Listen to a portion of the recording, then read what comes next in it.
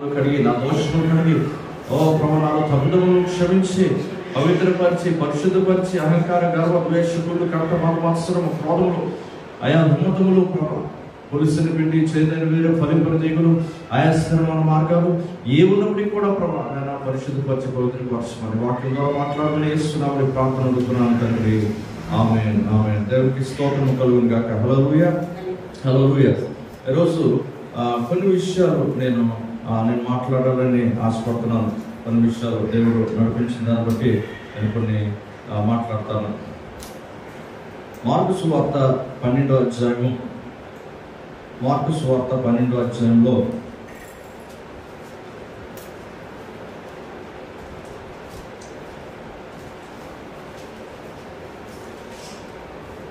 క్షమించండి, మార్కు సువార్త 10వ అధ్యాయము 46వ వచనం నుంచి నేను చదువుతున్నాను. మార్కు సువార్త 10వ అధ్యాయము 46 నుంచి. ఒకవేళ చదవాలనుకున్న ఎవరైనా మైక్ తీసుకుని చదివితే మీకు బాగుంటుంది. మార్కు సువార్త 10వ అధ్యాయం 46 నుంచి నేను చదువుతున్నాను. వారు ఎరుకో పట్టణమునకు వచ్చి ఆయన తన శిష్యులతోనూ బహు జన సమూహంతోనూ ఎరుకో నుండి బయలుదేరి వచ్చుండగా తీమయి కుమారుడు భర్తిమయి అను గురుడి భిక్షకుడు త్రోవ ప్రక్కన కూర్చుంటాడు. ఈయన నజరుడైన యేసు అని వాడు విని, దావీదు కుమారుడా యేసు, నన్ను కరుణింపమని కేకలు వేయ మొదలుపెట్టాను. ఓరకుండమని అనేకులు వారిని గద్దించరు గాని వాడు, దావీదు కుమారుడా నన్ను కరుణింపమని మరీ ఎక్కువగా కేకలు వేస్తాను. అప్పుడు యేసు నిలిచి వానిని పిలువుడని చెప్పగా వారు ఆ గుడ్డి వాణిని పిలిచి, ధైర్యము తెచ్చుకొని ఆయన నిన్ను పిలుచున్నాడు, లెమ్మని వానితో చెప్పి. అంతటి వాడు బట్టలు పారవేసి దిగ్గున లేచి యేసు వద్దకు వచ్చాడు. యేసు, నేను నీకేం చేయకూర్చున్నావని వారిని అడుగుగా ఆ గుడ్డివాడు, బోధకుడా నాకు దృష్టి కలుగజేయమని ఆయనతో అన్నాడు. అందుకు యేసు, నీవు వెళ్ళుము, నీ విశ్వాసము నిన్ను స్వస్థపరచనని చెప్పాను. వెంటనే వాడు త్రోవను ఆయన వెంట చూపు పొంది వెళ్ళాడు. దేవునికి స్తోత్రం కలుగును గాక. ఇక్కడ గుడ్డివాడి పేరు స్పష్టంగా రాసి ఉంది, భర్తిమయి. ఏంటి ఆయనకి ప్రాబ్లం అన్నది అక్కడ చక్కగా డయాగ్నోస్ చేయబడ్డది. మీరు నేను ఆలోచించాల్సిన విషయం ఏంటంటే, గుడ్డివాడు పేరు రాశారు, వాడికి గుడ్డితనం ఉందని తెలుస్తుంది. గుడ్డితనం ఉందని తెలిసిన తర్వాత ఆ గుడ్డితనం నుండి చూపుని ఎవరిస్తారో ఆయనకు తెలుసు. మనము ఇక్కడ ఆలోచించాల్సిన విషయం ఏంటంటే, చాలాసార్లు దేవునికి సన్నిధిలోకి వచ్చి ఏ విషయంలో గుడ్డితనం కలిగి ఉన్నామో కూడా మనకు తెలియదు. ఎన్ని సంవత్సరాలు అవుతున్నా కూడా ఏంటి ఎలా అవుతుంది, ఏంటి ప్రాబ్లం, ఏంటి నేను ఎదగలేకపోతున్నాను, ఏంటి నాకు ఆశీర్వాదం రావట్లేదు, ఏంటి దేవుడు నేను అనుకున్నంత రీతిలో వాడకపోలేకపోతున్నాను, ఏంటి కుటుంబంలో రక్షణ కలగట్లేదు, ఏంటి ఈ విధంగా నేను ఒక ప్రమోషన్లోకి నేను వెళ్ళలేకపోతున్నాను, ఆత్మీయతలో కానీ శారీరకంలో కానీ అని అనుకుంటుంటాం. కానీ ఏ ఏరియాలో ఏ కార్నర్లో మనకు గుడ్డితనం ఉందో దాన్ని డయాగ్నోస్ చేయకపోవడం అనేది మన ప్రాబ్లం. గుడ్డివాడు స్పష్టంగా చెప్తుంది, ఆయన పేరు భర్తిమయి. మీకు నాకు ఆలోచించాల్సిన విషయం ఏంటంటే, దేవునితోని యాకోబు పెరుగులాడినప్పుడు మగసిరి గలవాడే పోరాడి ఆయన జయమొందిన దూతతోని అనేసి అంటారు. దేవుడు పోరాడిన తర్వాత యాకోబుకు అడిగిన విషయం ఏంటంటే, నీ పేరేంటి అని అడుగుతారు అక్కడ ఆ దేవుడు. అప్పుడు బొంకకుండా నా పేరు ఈసావు అనకుండా, నా పేరు ఫలానా వ్యక్తి అనకుండా, నా పేరు యాకోబు అంటే ఆయన ఏం కన్ఫెస్ చేస్తున్నాడంటే, నేను మోసగాడు. చాలామందికి ఈ కన్ఫెషన్ రాదు. నాదేంటి మిస్టేక్ కాదు, నా జీవితం అయిపోవడానికి కారణం వాళ్ళది, నా యొక్క భార్యది తప్పది, నా భర్తది తప్పది, నా బిడ్డలది తప్పది, నేను పర్ఫెక్ట్గా ఉన్నాను. ఎవరు పర్ఫెక్ట్ కాదు. రోమా రాసిన పత్రిక 3వ అధ్యాయంలోని మనకి స్పష్టంగా సెలవిస్తున్నట్లు ఒక్కసారి తీసి చూద్దాము. మైకులు వారు వీలైతే చదవడానికి ప్రయత్నం చేయండి. 3వ అధ్యాయంలో రోమిలకు రాసిన పత్రిక 3వ అధ్యాయం 23 నుంచి.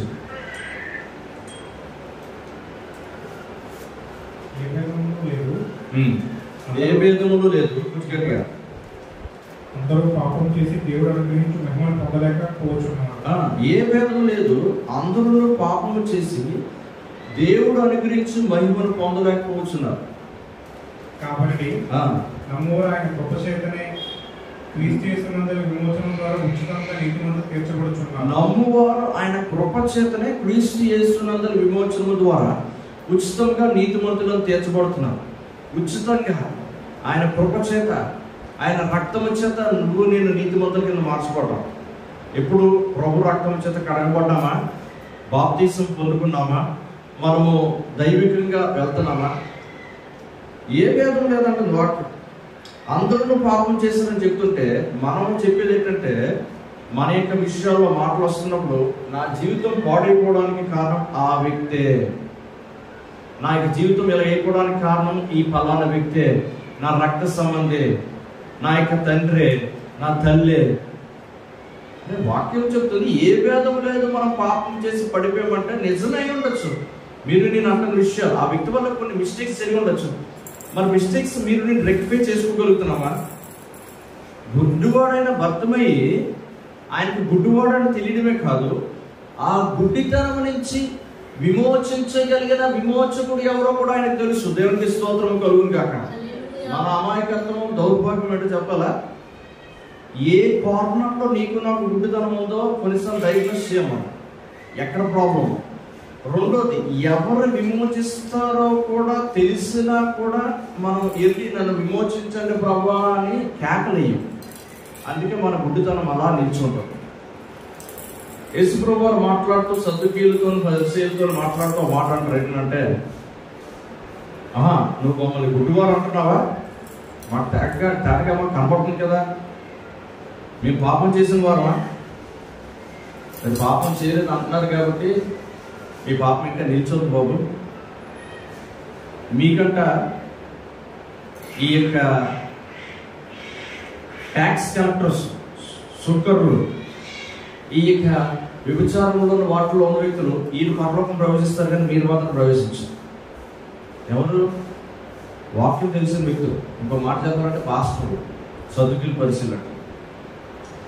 మీరు నేను పుట్టుకతో క్రైస్తవులమా, లేకపోతే ఫలానా సంఘానికి వెళ్ళామా, లేకపోతే ఇంకేదో పెద్ద పెద్ద దానికి వెళ్ళామా, ఇన్ని సంవత్సరాల నుంచి చేస్తున్నామా, ఇన్ని సంవత్సరాల నుంచి ప్రార్థన చేస్తున్నాను, కొన్నిసార్లు నేను కన్నీళ్ళు కాచి ఏడ్చి ప్రార్థన చేసి అడిగాను, ఇదో ఇక్కడికి వెళ్ళాను, వాళ్ళతో తిరిగి నచ్చేసాను, ఇదో ఈ పరిస్థితుల ఉంది, ఆ పరిస్థితుల ఉంది, ఎక్కడ నా సమస్య మారింది, ఏంటి నా సమస్య తీరింది. అవన్నీ కంపారిజన్ కాదు. గుడ్డితనము ఏ కార్నర్లో ఉంది మీకు నాకు? గుడ్డితనం మాటలో ఉందా? కొంతమంది మాట విషయంలోనే తప్పిపోతుంటాం, ఆలోచన విషయంలో తప్పిపోతుంటాం, హృదయంలో తప్పిపోతాం, రహస్య పాపాలు కలిగి ఉంటాం. ఎక్కడ ఉంది ప్రాబ్లము? మొదటిగా మన హృదయం ఏ విషయంలో దోషారోపణ చేస్తుందో మన హృదయమే కదా మనకి తగిన రీతిలో ఫస్ట్ తీర్పునిస్తుంది. నువ్వు ఈ విషయంలో తప్పిపోతున్నావని చెప్పినప్పుడు నీకు ప్రాబ్లం అనేది నీకు నాకు తెలిసిన తర్వాత ఆ ప్రాబ్లంని రెక్టిఫై చేయగలిగిన వ్యక్తి దగ్గరికి వెళ్ళాలి. ప్రాబ్లం రెక్టిఫై చేసిన వ్యక్తి ఎవరు? యేసు క్రీస్తు వారు. అది మీకు నాకు కొంత క్లారిటీ ఉంది. దేవునికి స్తోత్రం. దాన్ని బట్టి యేసు ప్రభు వారు అన్ని సంఘాలు ఉంటారా? ఇది ప్రాబ్లం. మన యొక్క అమాయకత్వం ఏంటంటే ప్రతి సంఘాలు కూడా ఒక సంఘము ఒక చెరువు కట్టిన తర్వాత ఆ యొక్క కట్టడాన్ని బట్టి, వారి యొక్క వస్త్రధారణ బట్టి, వాళ్ళ పరిస్థితులను బట్టి, వాళ్ళు ఇచ్చే ఒక ప్రెజెంటేషన్ బట్టి, ఒక విధానం బట్టి అక్కడ యేసు ప్రభు ఉన్నారు. ఆ యేసు ప్రభు దగ్గరికి వచ్చాను, ఏంటంటే నేను వెళ్తుంటే నాకు విడుదల రావట్లేదు. రాదు. ఎందుకు వస్తుంది? ఇప్పుడు ఒక పిహెచ్డి స్పెషలైజ్ చేసిన డాక్టర్ యొక్క ట్రీట్మెంట్ వేరుగా ఉంటుంది. జస్ట్ మెడికల్ ఏమంటారు వాళ్ళని? ఆర్మీ డాక్టర్స్ ట్రీట్మెంట్ వేరు ఉంటుంది కదా. వాళ్ళకి వీళ్ళకి ఎంత వ్యత్యాసం ఉంటుంది? ఆపరేషన్ సార్ నాకు అర్జెంట్ కడుపు నొప్పి వచ్చేస్తుంది, నాకు కోసిందంటే ఆర్మీ డాక్టర్ ఎక్కడికి వచ్చేస్తే కోసినప్పుడు చచ్చిపోతాను ఇవ్వలేదు. దానికి ఒక స్పెషలైజ్డ్ స్కిల్ పర్సన్ దగ్గరికి వెళ్ళాలి. ఈరోజు ఏమైందంటే పరిస్థితి ప్రజలందరూ కూడా ఈ ఉదాహరణ మీకు నాకు అర్థం చేసుకుంటే, ప్రతి సంఘాల్లో యేసుప్రభు ఉంటారు అంటే ప్రతి సంఘంలో యేసుప్రభు ఉంటారు. ఎందుకు ఉంటారు యేసుప్రభు అంటే ప్రతి సంఘంలో పరిశుద్ధత లేదు, ప్రతి సంఘాల్లో విధేయత లేదు, ప్రతి సంఘాల్లోని విశ్వాసం లేదు, ప్రతి సంఘాల్లో తగిన ప్రార్థన లేదు, తగిన ఆత్మీయ జీవితం లేదు, దేవుని యొక్క భయభక్తులు లేనప్పుడు ప్రతి సంఘాలు యేసుప్రభు ఎందుకుంటారు? ఉండరు. ప్రాబ్లం నాకు తెలిసింది. ప్రాబ్లం తెలిసిన తర్వాత ఎక్కడికి వెళ్తే రెక్టిఫై అవుతుందో, ఆత్మ సంబంధమైన విషయంలో మనం తగిన రీతిలో ఎదగాలంటే ఆత్మ సంబంధమైన విషయాల్లో సహవాసం చేస్తూ ముందుకు వెళ్ళిపోవాలి. ఏమంటే అలా అలాంటి వాళ్ళని మనకి ఎందుకంటే అసలు అవన్నీ కూడా. ఇప్పుడు నేను డాక్టర్ దగ్గరికి వెళ్ళాను, ఆయన స్పెషలైజ్డ్ పర్సన్, ఆయన తాగుబోతండి.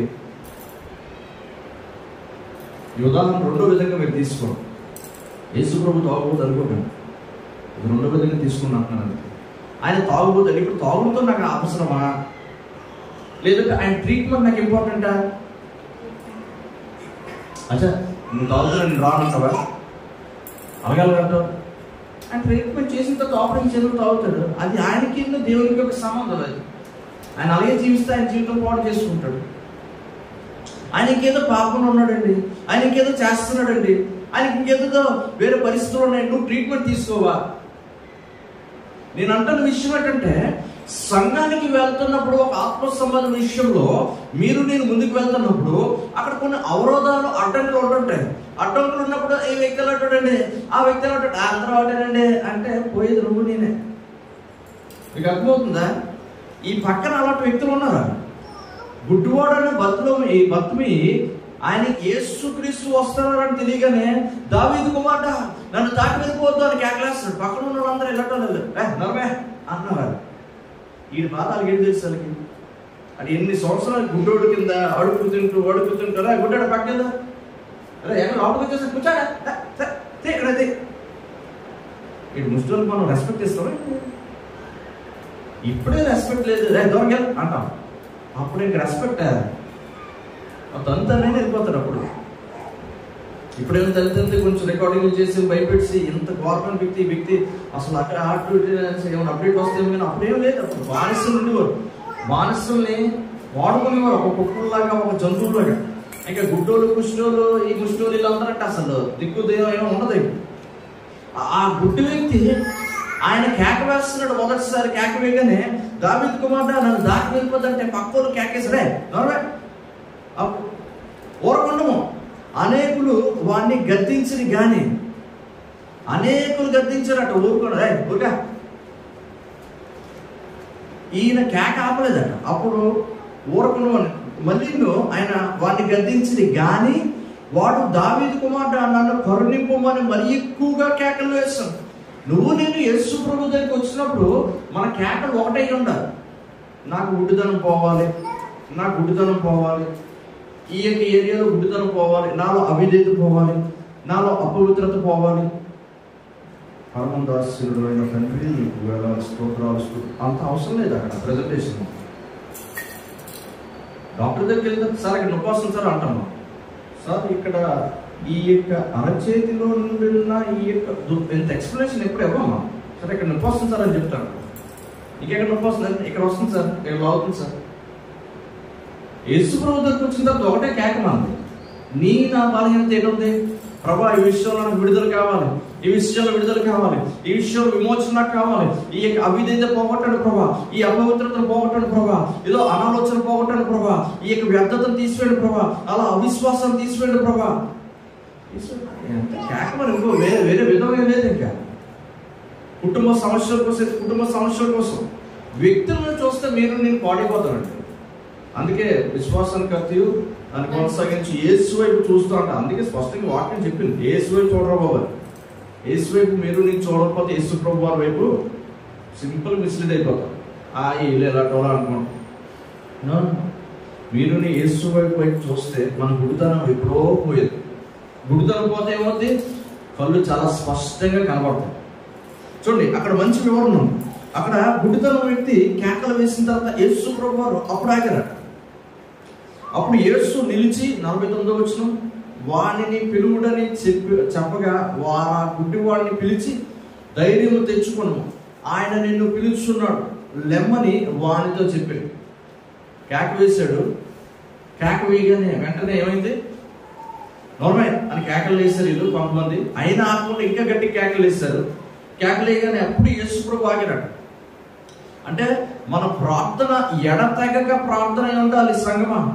మీరు నేను ఒక అంశం కోసం 1-2 సార్లు ప్రార్థన అలసిపోయి అడిగినా అవ్వలేదు. ఎవరు నీకు ఆసక్తి ఉందా లేదా ఆయన చూస్తారంటే, నీకు విశ్వాసం ఉందా అని పరీక్షిస్తారు. మీకు మిమ్మల్ని నన్ను మనకి ఇస్తారా లేదు అనేది మన విశ్వాసాన్ని బట్టి కూడా ఆధారపడి ఉంటుంది.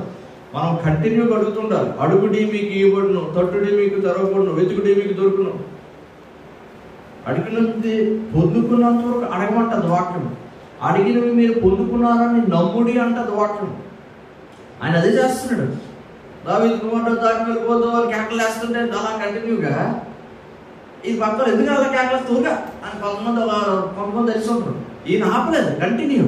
అంటే మీరు నేను ప్రార్థన చేస్తున్న కొన్ని అంశాలు, రక్షణే కానీ, విడుదలే కానీ, విమోచనే కానీ, ఉద్యోగమే కానీ, ఆశీర్వాదమే కానీ, వివాహమే కానీ, గర్భఫలమే కానీ, ఏదైనప్పటికీ బిడ్డల విషయంలో, తల్లిదండ్రుల విషయంలో, అక్కచెల్లి విషయంలో, భర్త విషయంలో, భార్య విషయంలో ఏదైనా ప్రార్థన కేక ఆగడానికి వీలు లేదు. అది ఆగిపోతే ఆడు హ్యాపీ అయిపోతాడు సాధారణంగా. ఇది ఆశ్చర్యం. ఆ కేక కంటిన్యూ అయిపోలేదు. అది ఏమిస్తారంటే ఎవరు అడగంత అమ్మాయిని అమ్మ పెడతాను. యేసు ప్రభుకి తెలియక కాదు నీ ప్రాబ్లం ఏంటో నా ప్రాబ్లం ఏంటో. కొంతమంది పెద్దలు చెప్తుంటారు కదా, వీళ్ళు బాగా ముద్దు పంపిస్తారండి పిల్లలకి. యేసు ప్రభు అలా ముద్దు పంపారు. నిన్ను నీకు నాకు ఎప్పుడు కావాల్సి ఏది కావాల్సి అది ఇస్తాం అనుకోండి. ఇష్టం వచ్చినట్టు ఇజ్రాయెల్ ప్రజల్లాగా ఓహో ఎవరికి ఇష్టం వచ్చినట్టు వివాహాలు చేసుకొని జీవితాలు నాశనం చేసుకొని నీ పాటు చేసుకొని బబులోనులోకి చెరగొనిపోయి 70 సంవత్సరాల ఒక నాశనాన్ని వాళ్ళు చెరిగూశారు. దేవుడు వాళ్ళందరినీ బానిసత బ్రతుకుల నుండి ఐగుప్తు నుంచి విడుదల చేసి ఆశీర్వదించి కానాను అనే గొప్ప ప్రదేశానికి పట్టుకువెళ్ళి అక్కడ వాళ్ళందరినీ ఆశీర్వదించదే ఇది మీ యొక్క దేశం, ఈ దేశంలో అందరూ ఉన్నాడు చక్కగా ఏంటి నేను చెప్పిన ఆజ్ఞాన్ని పాటించండి అని కొన్ని సంవత్సరాలకి అప్పటి నుండి అవిధే చూసి మొదలుపెట్టారు. ఎలా చేయకూడదు అంటే అని వివాహాలు, ఎవరికి ఇష్టం వచ్చినట్టు వివాహాలు, ఎవరికి ఇష్టం వచ్చినట్టు విగ్రహాలు తీసుకుని పూజలు చేసుకోవడం. వాడు సూర్యుడికి తనపడతాడు, ఇంకోటి ఇంకోటి మంచి చేసుకుని ఇంకోటి తనపడతాడు, ఇంకోటి నుంచి వెళ్ళి అక్కడ చెట్టుకి పొట్టుకి తనపడుతుంటాడు. దేవుడు చేసిన నిబంధనని వాళ్ళు ఎప్పుడైతే విరగొట్టేశారో దేవుడు చాలాసార్లు హెచ్చరించారు, లేదు అలా చేయకండి, అలా చేయకండి. మనకి ఒక డీల్, మనకు ఒక నిబంధన అనేది మనం చేసుకున్నాం, ఆ నిబంధన విరగొట్టకండి. విరగొడితే తప్పనిసరిగా నా యొక్క ఉగ్రతను, ఆ కోపాన్ని మీరు చెవి చూడాల్సి వస్తుంది అని చెప్పినప్పుడు ఎవరు మరి ఆ వినకపోయేసరికి దేవుడు అప్పుడు చివరిసారిగా ప్రవక్తను పంపించారు. ఏషియా, ఇర్మియా, హెజ్కేలు ప్రవక్తలు అందరూ వచ్చి ప్రవచించారు. అన్ని సంవత్సరాలు మీరు అందరూ చెరగని పోతారు. మిమ్మల్ని బానిసత బ్రతుకు నుండి, గుడ్డితనం నుండి, చీకటి నుండి ఆశ్చర్యకరమైన వెలుగులోకి నడిపించిన దేవుడిని మీరు విడిచిపెట్టారు కదా. ఇప్పుడు మీ జీవితాలు చీకటిమయం అయిపోయి గుడ్డివారు అయిపోయి మీరు అందరూ కూడా ఇప్పుడు ఏ పరిస్థితుల్లో ఎక్కడికి వెళ్తున్నా మీకు అర్థం అవుతుంది. చెప్పినా మీకు అర్థం చేసిన విధానంలో లేదు కాబట్టి మీకు అర్థమయ్యే విధంగా దేవుడు చేస్తారు అని చెప్పి ప్రవచించి వాళ్ళందరూ కూడా ఆ చెరలోనే కొంతమంది మరణించడం జరిగింది. ఒక 40 సంవత్సరాలు అరణ్య యాత్రలు వెళ్తూ మరణించి తర్వాత కానాన్లో ప్రవేశించిన తర్వాత ఎంత చక్కగా ఉండాల్సిన వ్యక్తులు వీళ్ళు మళ్ళీ పాపం చేసి 70 సంవత్సరాలు బబులోను చెరలోకి వెళ్ళిపోవడం అనేది వాక్యం చూస్తాం మనం. దేవుడికి స్తోత్రం కలుగును గాక. మీకు నాకు కంఫర్ట్ గా ఎక్కువైతే దేవుడిని అస్సలు పట్టించుకోం. మీరు మనకి ఎంతో కంఫర్ట్ ఎక్కువైతేనే అసలు దేవుడు ప్రార్థన చేయడం మానేస్తాం. మనకి ఏదైనా అర్జెంట్ పని ఉంటే మానేస్తే ఏంటి తెలుసా? ప్రార్థన, వాక్యం. ఎక్కువ మాట్లాడితే సంఘం కూడా మానేస్తాం. పర్లేదు ప్రతి ఆదివారం కదా, ఆ పర్లేదు ప్రతి శుక్రవారం కదా, ఆ పర్లేదు ప్రతి మంగళవారం కదా. అందుకే దేవుడు మీరు నేను ప్రార్థన చేస్తున్నప్పుడు దేవుడితోని సంబంధం అనేది గట్టి పడుతుంటుంది. ప్రార్థన చేస్తున్నప్పుడు మీరు దేవుడితో, నేను దేవుడితో మాట్లాడుతున్నప్పుడు ఆయన వాక్యం ద్వారా మనతో మాట్లాడతారు, మనం ఏంచి ప్రార్థన ద్వారా ఆయనతో మాట్లాడతాం. ఒక సంబంధం, ఒక మనస్సు కలిగి ఉంటుంటాం. ప్రార్థన చేస్తున్నప్పుడు అలాగే ఆయన మన మనస్సులో నిమగ్నం అయిపోతుంటుంది. ఆయన హృదయాన్ని మనకు అర్థమవుతుంటుంది. వాక్యం చదువుతాం, దేవుడు హృదయం మీద, దేవుడు మనసు మీద, ప్రేమించే హృదయమా, క్షమించే హృదయమా, ఆ వ్యక్తిని ప్రేమించాలా, వ్యక్తిని క్షమించాలా, అందుకే నాకు ఆశీర్వాదం రావట్లేదు, అందుకే నాకు విడుదల రావట్లేదు, నేను ప్రేమిస్తున్నాను ప్రభా, నాకు ప్రేమించగలిగిన కృపణ దయచేయండి ప్రభా, నేను ప్రేమించలేకపోతున్నాను, నేను క్షమించలేకపోతున్నాను, మీరు నాకు సహాయం చేయండి ప్రభా అని మన బలహీనతలు ఒప్పుకుంటూ దినదినము సంవత్సరం క్రీస్తు యొక్క స్వరూపంలోకి మారిపోయడానికే దేవుడు మనకి ప్రార్థన వాక్యం అనే సహవాసం పెట్టారు. దేవునికి స్తోత్రం కలుగు గాక. ఒక సంఘ సహవాసాన్ని పెట్టారు. ఇక ఉడువాడని పత్రమే అది చేస్తున్నాడు. దావీదు కుమారుడు కరుణించు, దేవుడు కనపడలేదు. చూడండి, ఈశ్వరు ప్రభా అంటే ఎక్కడో మోహన దేశం ప్రపంచంలో ఆయన పక్కన నిలబడుతుంది. జనసమూహం మాట్లాడితే పెద్ద నిలబడుకోవడానికి ఏం లేదు. వస్తున్నారు, ఆయన పిలుస్తారు లేదు. మళ్ళీ రెండోసారి పిలిచి ఆయన కేక, ఆయన బాధ, ఆయన వేదన మళ్ళీ చూసిన తప్పుడు ఆగి ఆయన పిల్లడు అని చెప్పాడు. ఆయన తీసుకొచ్చిందే ఈశ్వరు పిలుస్తున్నారా, ధైర్యంగా ఉండదు, నీకు భయపడక. మనతో భయంతో బిక్కుమని బతుకుతున్నాడు. ఏంటి నా జీవితం ధైర్యం. తర్వాత పంపించిన వెంటనే చూడండి, ఆయన చేసిన ఒక మంచి విషయం ఏంటంటే, చూడండి, అప్పుడు యేసు నుంచి వాడిని పిలువని చెప్పగా వారు గుడి వాడిని పిలిచి ధైర్యం తెచ్చుకున్నాము, ఆయన నేను పిలుస్తున్నాడు లేమని వానితో చెప్పి, అంతటి వాడు బట్టలు పారవేసి దిగున లేచి యేసు వద్దకు వచ్చాడు. యేసు ప్రభు మీ నా జీవితంలో కార్యాలు చేయాలంటే యేసు ప్రభు దగ్గరికి మీరు నేను రావాలి. ఎలాగ మనం ఆలోచిద్దాం.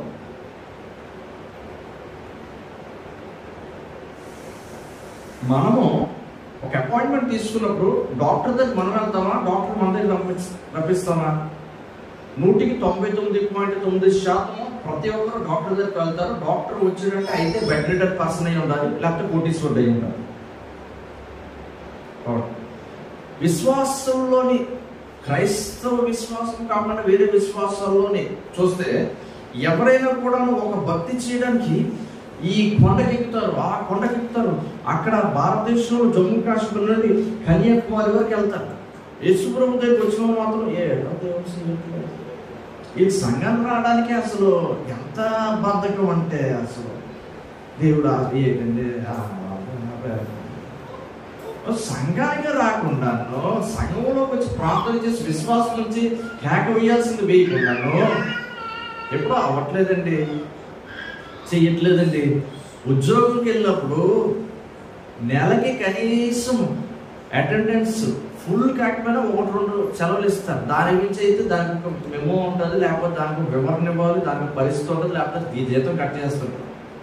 సంఘానికి వారానికి సరిగ్గా రాకుండా, వారంలో తగిన ఉపవాస ప్రార్థనలు రాకుండా, విజ్ఞాపన ప్రార్థనలు రాకుండా, దేవుడితో కనెక్షన్ లేకుండా దేవుడు నాకు ఇవ్వట్లేదంటే ఎందుకు ఇవ్వాలి? మీరు చెప్పండి. మామూలుగా అన్నమాట దేవుడు ఎందుకు చేయాలి?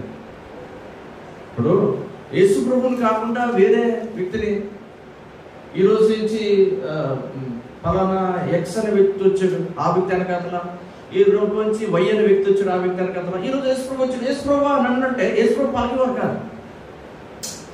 ఆయన ఒకటే విమోచకుడు, నన్ను స్వస్థపరచువాడు, దావీదు సంతానం నుంచి పుట్టబోతున్న దావీదు కుమారుడు, తప్పనిసరి వస్తాడు, మెస్సయ్య ఆయన పేరు, ఆయన అద్భుత కార్యాలు సూచక కార్యాలు చేస్తాడు, ఆయన ఇంకెవరు కూడా లేరు.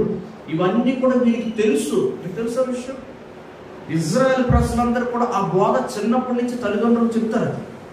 ఈ ప్రవచనం ఉంది నాన్న, ఈ వ్యక్తి వస్తాడు, అద్భుత కార్యాలు సూచక కార్యాలు చేస్తాడు, ఈ వ్యక్తి వచ్చినప్పుడు చాలా విచిత్రమైన విషయాలు జరుగుతాయి, ఆశ్చర్యకార్యాలు జరుగుతాయి, ఆయన మెస్సయ్య మనం విడుదల చేస్తాడు, విమోచిస్తాడు, కాబట్టి ఆయన కోసం మనం ఎదురు చూస్తున్నాం అని చెప్పి వీరి యొక్క గ్రంథాన్ని, తోరా అనే గ్రంథాన్ని, ఏది Genesis, exodus, Leviticus, numbers, Deuteronomy, ఏంటి ఆదికాండము, నిర్గమకాండము, లేవికాండము, సంఖ్యాకాండము, ద్వితీయోపదేశకాండము, ఈ 5 కూడా వివరించి చెప్తుంటారు వాళ్ళు యూదులు. గుడ్డివాడైన బర్తిమయికి ఈ విషయం తెలుసు. ఒక వ్యక్తి వస్తాడు, ఆ వ్యక్తి దేవుని యొక్క కుమారుడు ఉంటాడు, ఆయన తప్పనిసరిగా ఆశ్చర్యకార్యాలు చేస్తారు అని తెలుసుకొనే ఈ వ్యక్తి వెయిట్ చేస్తున్నాడు చాలా కాలం నుంచి. ఈ వివరణ అంతా తెలిసిన తర్వాత అద్భుత కార్యాలు సూచక్రియలు దావీదు కుమారుడు వస్తుంది తెలుసా? ఈయనకి ఎలా తెలిసింది దావీదు కుమారుడే అని ముందు బోధింపడ్డారు. వెయిట్ చేస్తున్నాడు, ఈ స్పాట్కి వస్తాడు ఈయన. వచ్చిన తర్వాత అప్పుడు కేకలేసి మొదలుపెట్టాడు. అందరూ ప్రభు నాయన తండ్రి ఏవో అడిగితే ఈయన కేకేస్తున్న విధానం చూడండి. దావీదు కుమారుడా నన్ను దాటి వెళ్ళిపోద్దు అంటున్నాడు ఆయన. యేసు ప్రభు ఎవరో మీకున్న ఒక స్పష్టత లేదండి, అందుకే పిలిస్తే ఆయన పలకట్లేదు. యేసు ప్రభు అంత గొప్ప దేవుడు ఆయన, ఆయన అవతార పురుషుడండి, చాలా గొప్ప దేవుడు అండి, చాలా ప్రేమ పెట్టాడండి. నీకు రాదు, జీవితంలో నీకు ఆశీర్వాదం రాదు, నీకు తెలిసింది అదే, ప్రేమ పెట్టాడండి, గొప్ప దేవుడు ప్రార్థన చేస్తానండి నేను. ఆ జీవితాలు మారాల్సింది అంతరంగం మీది. నాకు దేవునికి స్తోత్రం కలుగుతాడు. లోపల మనస్సు మారాలి, హృదయం మారాలి, అంతరంగం మారాలి. ప్రభు రక్తం చేత కడుక్కుంటుండాలి, వాక్యంలో కడుక్కుంటుండాలి, ప్రార్థనలో కడుక్కుంటుండాలి. ఎప్పుడైతే రక్తం చేత, వాక్యం చేత, ఆత్మ చేత మన జీవితాన్ని కడుక్కుంటుంటామో అప్పుడు గుడ్డితనం పోతుంటుంది. దేవునికి స్తోత్రం కలుగుగాక. ఈ వ్యక్తి అన్నిన తర్వాత ఆయన చేసిన ఒక విచిత్రమైన విషయం ఏంటి తెలుసా? ఆయన బట్టని పారవేసి అప్పుడు దేవుడు యేసు దగ్గరికి వెళ్ళాడట. అదేంటి సోదృశ్యం తెలుసా? ఆయనకు ఉండాల్సిన ఏదో ఒక వస్త్రం, గుడ్డోడు కదా పాపం, ఎప్పటి నుంచి ఎన్ని సంవత్సరాల నుంచి వాడుతున్నాడు, ఎన్ని నెలల నుంచి వాడుతున్నాడు మనకేం తెలియదు. అమ్మ వెంటలో పిక్చర్లు వేసుకుంటున్నాడు, చూసుకుంటారు, నాకు తెలిసి చూడటం లేదు. బట్ట మీద బట్ట ఇతరులవన్నీ వేసుకొని నరాలవన్నీ కట్ అయిపోయినట్టు అయిపోయి మెంటల్లీ రిటైర్డ్ పర్సన్స్ చూస్తుంటారు రోడ్ల మీద కదా. ఆయన దగ్గర బట్ట ఉంది, ఆ బట్ట వేసుకుని ఎంతవరకు బతికాడు. ముందు వేసుకొని ఒక బట్టని అడుగు తింటున్నాడేమో, అదే చేస్తాడు కదా ముందు. ఆయన లెగిస్తున్నప్పుడు అమ్మో ఈ బట్ట ఉంచుకోవడం అవ్వదు, మళ్ళీ నేను అడుక్కోవాలి కదా అని అనుకోలేదు. ఆ బట్ట తీసి పడేసాడట. దాని మీద డబ్బులు ఉన్నాయా, ఎత్తుకున్నాడా, తీసి జోబులెట్టాడా అని ఏం లేదు ఇక్కడ. బట్టను తీసాడు అంటే నేను అడుక్కోవాలి, నేను గుడ్డోడు కదా, మరి స్వస్థపరచబడకపోతే యేసు దగ్గరికి వెళ్ళిన తర్వాత మళ్ళీ అడుక్కోవాలి కదా, ఈ బట్ట కూడా తింగాలి రావు, ఎవడెక్కరేటో నేను అడిగితే ఎవడెత్తాడు అనుకోలేదు. ఆయన బట్టను తీసాడు, విశ్వాసంతో తీసి పడేసి యేసు దగ్గరికి వెళ్ళిపోయాడు. ఏంటి అవసరం లేదా మనకని. మీరు నేను యేసు ప్రభువుని అడిగినప్పుడు విశ్వాసంతో అడిగి ప్రభు సన్నిధిలోకి కొన్ని పడివేసి వెళ్ళాలి. అందుకే కొలిసి రాసిన పత్రికలో అంటది కొన్ని చంపివేయడి అంటారు. కొన్ని మన జీవితాల్లోనే యేసు ప్రభు దగ్గరికి వెళ్ళి మనం అడుగుతున్నప్పుడు కొన్ని చంపియాలి, మనం చంపట్లేదు. అందుకే మన జీవితాల్లో ఏది కూడా చేస్తున్నాయి, దెయ్యపు శక్తులు, అనారోగ్యాలు, భ్రమలు, కళలు, దుష్ట దురాత్మలు. కొలిసి రాసిన పత్రిక 3వ అధ్యాయము 5వ వచనం నుంచి చదువుతున్నాం. కావున భూమి మీద ఉన్న మీ అవయవములను అనగా జాగ్రత్తను, అపవిత్రతను, కామాతురతను, దురాశను, విగ్రహారాధనైన ధనాపేక్షను చంపివేయడి. బైబిల్ గ్రంథం అంటే కొన్ని చంపివేయడి అంటది. ఎక్కడైనా బట్టని పారవేశాడు. ఇప్పుడు రాసిన పత్రికలో 12వ అధ్యాయంలో 1వ వచనంలో మరొక మాట అంటది చూడండి. ఇప్పుడు రాసిన పత్రిక 12వ అధ్యాయం 1వ వచనం, ఎంత గొప్ప సాక్ష్య సమూహం మేఘం వలె మనల్ని ఆవరించి ఉన్నందున మనము కూడా ప్రతి భారము సులువుగా చిక్కులు పెట్టు పాపమును విడిచిపెట్టి. ఈయన బట్టని విడిచిపెట్టాడు. మన జీవితంలో ఏం విడిచిపెట్టాలి, ఏం పారవేయాలి అది మీకు నాకు తెలుసు, కానీ మనం చేయట్లేదు. అది మన జీవితంలో తగిన అభివృద్ధి రావట్లేదు. అసలు ప్రభుత్వాన్ని మీరు నడిస్తే 3.5 సంవత్సరాలండి. ఎవరు యేసు ప్రభు వారు శిష్యుల్ని ట్రైన్ చేసింది 3.5, జస్ట్ 3.5 years. 3.5 సంవత్సరాల్లో యేసు ప్రభు వెళ్ళిపోయిన తర్వాత నేను విన్న విషయం కరెక్ట్గా 10 రోజులు రమారమి ఉపవాసంలో కూర్చున్నారు. 3.5 years ప్లస్ 10 days భూమిని తలకిదలు చేసే వ్యక్తులైపు ఆ వస్తే అక్కడ ఒక భయము, దుష్ట దురాత్మలు కానీ ఆ యొక్క సాతాన్ యొక్క ఆ యొక్క పునాదులు కానీ ఉడికివి. మనం వచ్చి ప్రమాదాన్ని 5, 10, 15 జన్న పిలిచి ప్రార్థన చేస్తూ, ఎందుకంటే సహవాసం లేదంట యేసుప్రభు. యేసుప్రభు అంటే ఆ దేవుడే దెయ్యాలు కూడా దేవుడని చెప్తున్నాయి. దెయ్యాలు ఆయన దెయ్యం అనట్లేదు, వాక్యం ఉండదు, నేను అనట్లేదు. యేసుప్రభు మీద దేవుడని నమ్ముతున్నారా? దెయ్యాలు కూడా నమ్ముతున్నాయి. వాటికి మీకు నడుతుంది వాక్యం. యేసుప్రభు దెయ్యాలు ఒప్పుకుంటే నువ్వు జీవం కలిగిన దేవునికి కుమారుడు మాట్లాడు పోకనేసి అని యేసుప్రభు గారు గద్దించినప్పుడు ఎన్నో దెయ్యాలు రాకుంటాయి.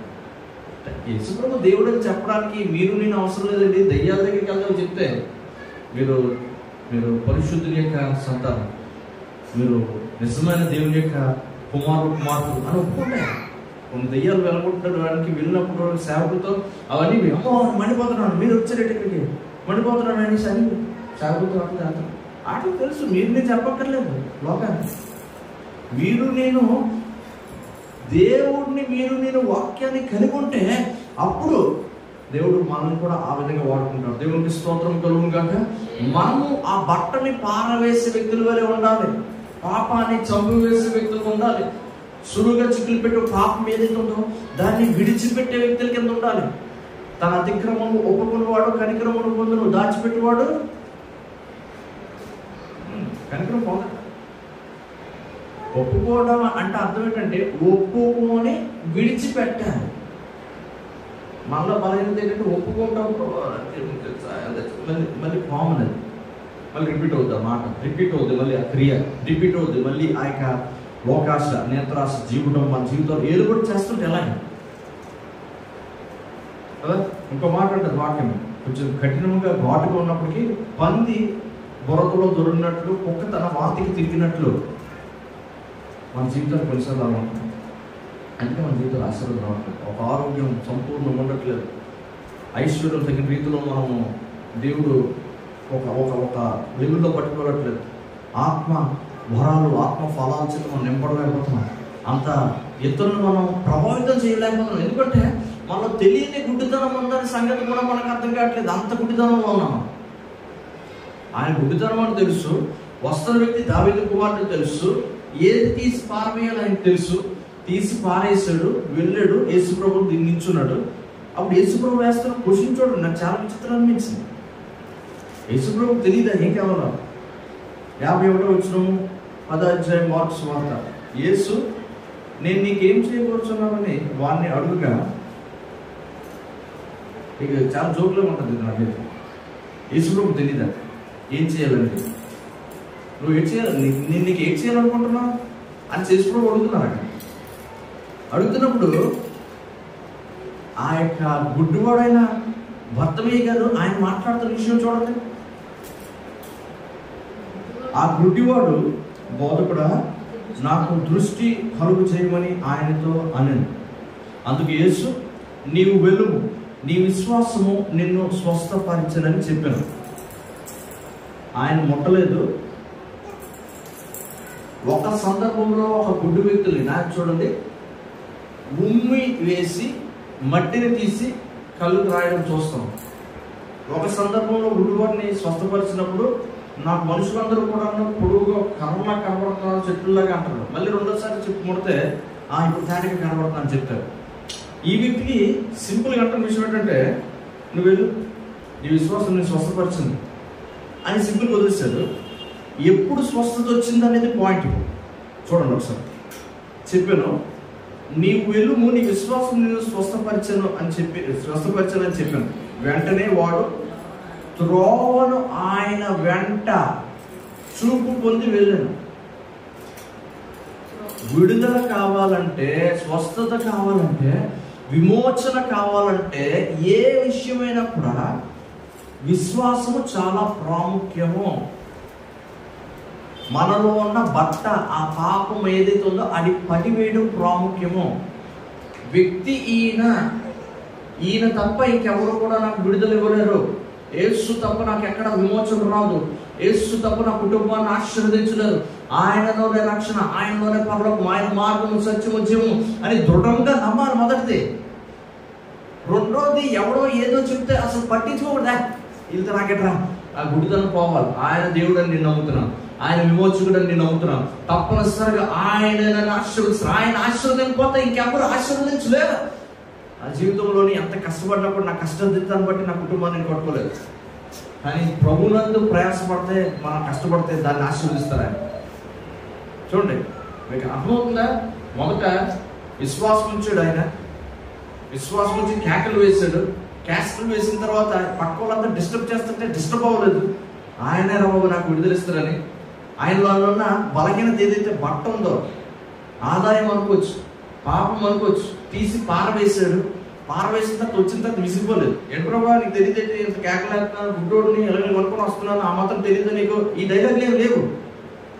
గుడ్డోడు ఎలాగొస్తాడు, విసలు వేసుకొని హాలో అంటాడేంటి, ఎలగలు కొనుక్కొని రాడా?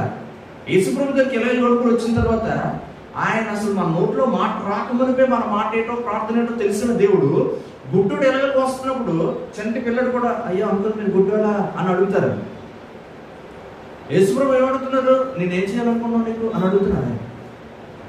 అంటే ఎందుకు ఈయన హృదయంలో ఏంటో మరొకసారి పరీక్ష చెప్పిన తర్వాత చాలా విసుగుపోకుండా విడుదల కావాలని విమోచించాలని, రే బాబు వస్తుంది నేను దైవ కుమార్ దగ్గర దైవ స్వరూపుల దగ్గరికి అని తనను తాను విసిగిపోకుండా, ఇదే చిరాకైపోకుండా, ఎన్నిసార్లు ప్రార్థన చేస్తున్నా దేవుడు విడుదల ఇవ్వట్లేదా, నాకేమవుతాయి అని వదిలేకుండా దేవుడి సన్నిధిలోకి వచ్చి ప్రభా నువ్వే చేస్తావు, నువ్వే చేస్తావు, దయించిన విడుదల నుంచి విడుదల ఇవ్వండి ప్రభా అంటే నీ విశ్వాసం నేను స్వస్థపరుస్తుంది అనగానే ఆయన వెంటనే ఎక్కడికో వెళ్ళిపోలేదు. ఆయన వెంట వెళ్తున్నప్పుడు అప్పుడు స్వస్థత జరిగింది. దేవునికి స్తోత్రం కలుగును గాక. హల్లెలూయా.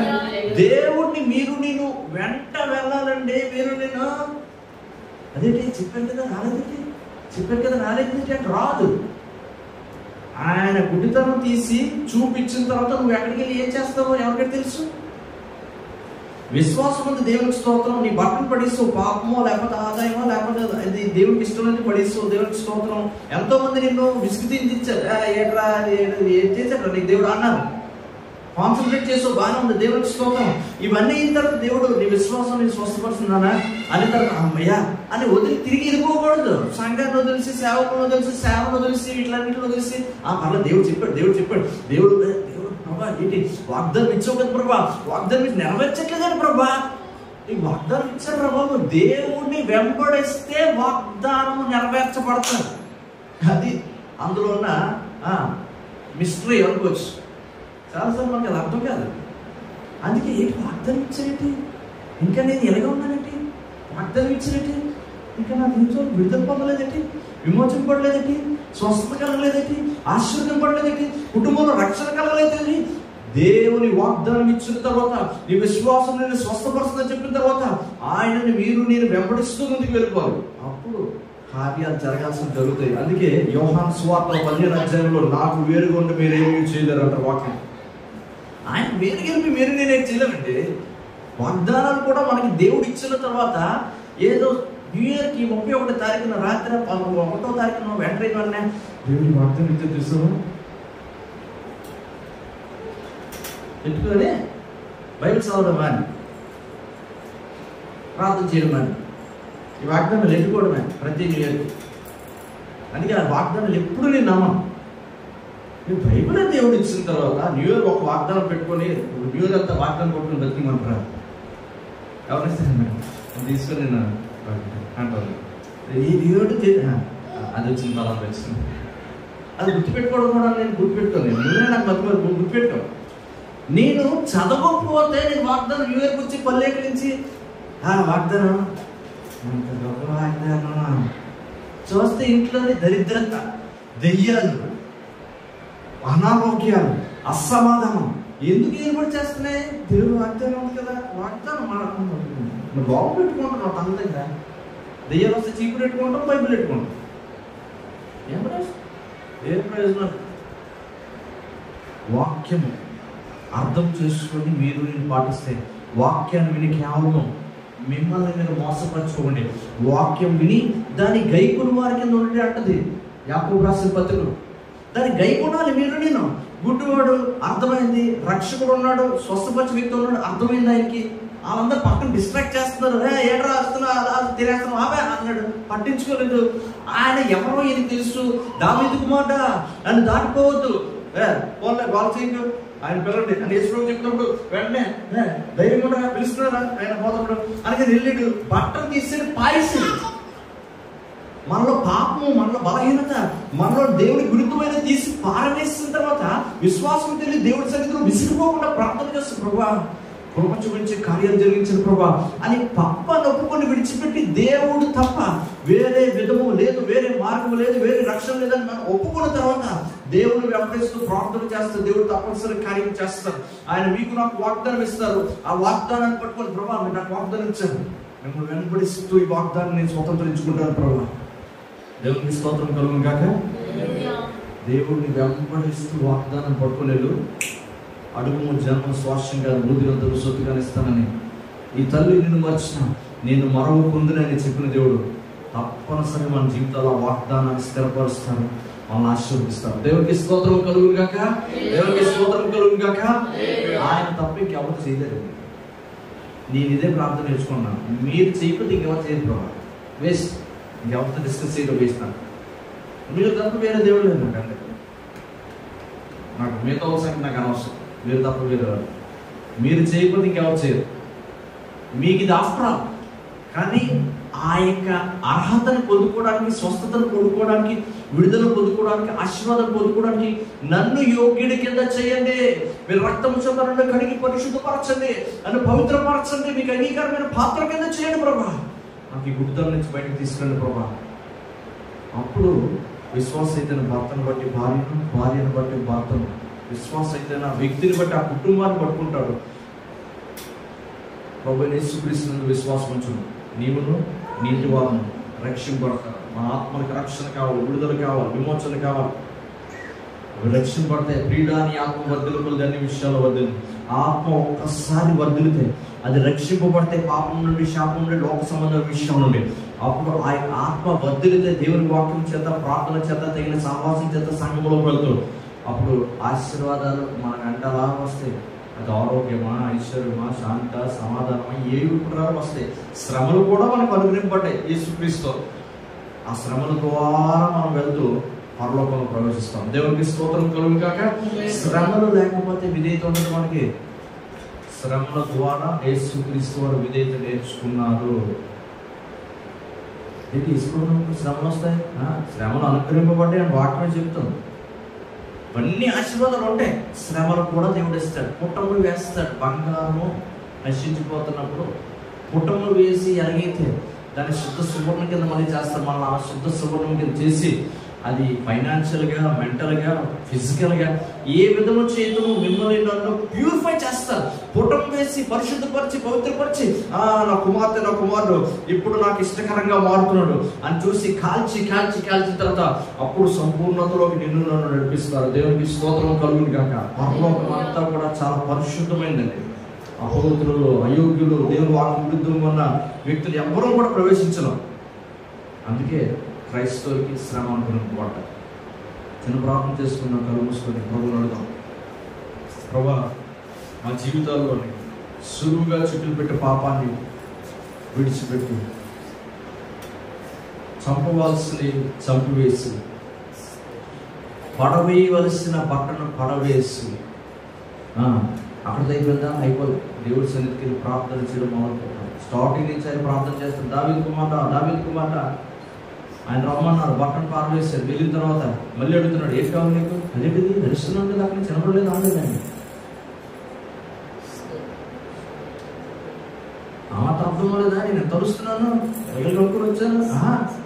ప్రభా, నాకు స్వస్థపరచని ప్రభా, గుడితనం ఉంటుంది, తగ్గింపు తగిన విధేయత, మీరు తప్ప ఇంకెవరు చేయలేదు ప్రభా. మీరు ఒక్కరే ప్రభా నా పిల్లల భవిష్యత్తుని కాపాడగలరు. మీరు ఒక్కరే నా భర్తను మార్చగలరు. మీరు ఒక్కరే నా భార్యను మార్చగలరు.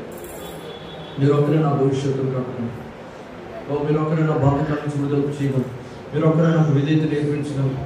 మీరు ఒక్కరే నాకు పరిశుద్ధతను నేర్పించగలరు. మీరు ఒక్కరే ప్రభా నా ఆత్మీయ పోరాటాన్ని నేర్పించగలరు. మీరు ఒక్కరే నన్ను లేవనెత్తగలరు. మీరు ఒక్కరే నన్ను స్వస్థపరచగలరు.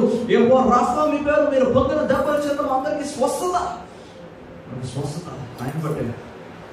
ఆయన అన్ని గాయాలు పొందిన తర్వాత, శిలువలో అన్ని బాధలు పెట్టబడిన తర్వాత మీరు నేను ఇంకా రోగాలతోనే ఉండడం అంటే దానికి తప్పనిసరిగా 100% మాట్లాడి ప్రభుని అడుగుదాం. ప్రభా, మా యొక్క పాపం క్షమించు. ఆయన క్షమించుటకు సిద్ధ మనసు కూడా ఆయన మనకు అన్నిటికీ ప్రభా నన్ను క్షమించను ప్రభా. ఇంకా నాకు ఇష్టం వచ్చినట్టు, నా మనస్సుకి నచ్చినట్టు నేను చేసుకునేలా ఇక్కడి నుంచైనా నా సమయం పోవడానికి వీల్లేదు, నా బలం పోవడానికి వీల్లేదు. ఓ ప్రభా, నా జీవితంలో ఆయువు తగ్గిపోవడానికి వీల్లేదు. ఇప్పటికైనా సమయాన్ని, బలాన్ని, నా యొక్క జ్ఞానాన్ని, నాకున్న సమస్తాన్ని మీ కోసం ఖర్చు పెట్టడానికి సహాయం చేయలేదు ప్రభు. నేను చేస్తున్న ఉద్యోగం కానీ, చదువే కానీ, ఏదైనా కూడా అది ప్రభా నన్ను బ్యాలెన్స్ చేస్తూ మీతో తగిన సత్సంబంధం కలిగి జీవించడానికి ప్రభు చూపించు. నాలోకి ఏ గుడ్డితనం ఉందో ఆ గుడ్డితనాన్ని తీసివేయండి. పరిశుద్ధపరిచి పవిత్రపరచని విడుదల చేయండి. మీరు ఆటంకాల అవరోధాలు తీసివేయండి. ప్రభు చూపించాను ప్రభు. ప్రభు చూపించి మీరు కార్యాలు జరిగించాను ప్రభు. దేవుడు తప్పనిసరి కార్యాలు చేస్తాను. దేవుడు తప్పనిసరి కార్యాలు చేస్తాను. అబ్రహాము ఒక్కడిగా వచ్చాడు. నేను పెక్కు మంది కింద ఆశీర్వదిస్తానని చెప్పిన దేవుడు అబ్రహాంని పెక్కు మంది కింద ఆశీర్వదించాడు. ఆకాశ నక్షత్రాలు లెక్క పెట్టగలవా? ఈ స్త్రీలు లెక్క పెట్టగలవా? ఈ సంతానాన్ని ఆశీర్వదిస్తానని చెప్పిన దేవుడు వృద్ధాప్యం మీద ఆశీర్వదించి, ఈరోజు యేసు రక్తం చేత కడగబడ్డ ప్రతి ఒక్కరు కూడా అబ్రహాం సంతానం కింద పిలవబడుతున్నామా? అబ్రహాము దేవుడు నమ్మను, అదే అతనికి నీతిగా ఎంచబడిన క్రియ ఉండాలండి మన జీవితాలు. యేసు ప్రభువుని నమ్ముతున్నావా? దెయ్యాలు కూడా నమ్ముతున్నాయి. క్రియ ఎక్కడ ఉంది? మీకు నాకు క్రియ ఉందా? అది క్రియారూపకంగా మీరు నేను చూపిస్తున్నామా?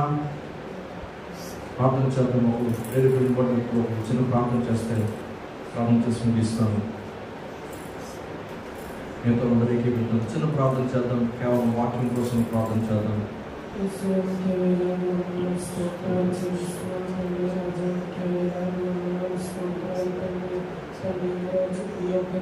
Thank you.